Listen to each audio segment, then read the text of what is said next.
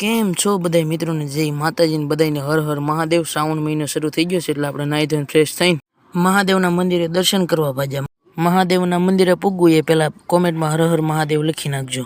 મહાદેવના મંદિરે પહોંચી ગયા ને એક સરસ મજાનું ફૂલનું ઝાડ આવી ગયું ને એમાં ફૂલ એટલા બધા ખીલેલા હતા ને 3-4 ફૂલ મેં તોડી લીધા મહાદેવને ચડાવવા માટે।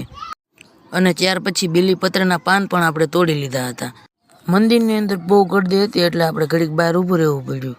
બહાર ઊભા થાય એટલે મંદિરનો નજારો આમ સ્વર્ગમાં ઊભા હોય એવું જ લાગતું હતું। 2-3 મિનિટ મંદિરની અંદર જવા માટે રાહ જોઈ પછી તો આપણો વારો આવી ગયો મંદિરની અંદર દર્શન કરવાનો।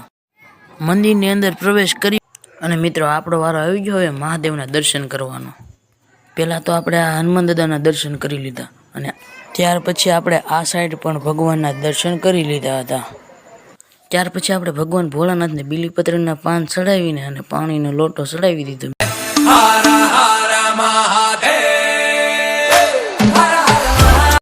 મહાદેવના દર્શન કરીને બહાર આવ્યો તો આ ભાઈબંધ પોઠિયાના કાનમાં કંઈ કહેતો હતો।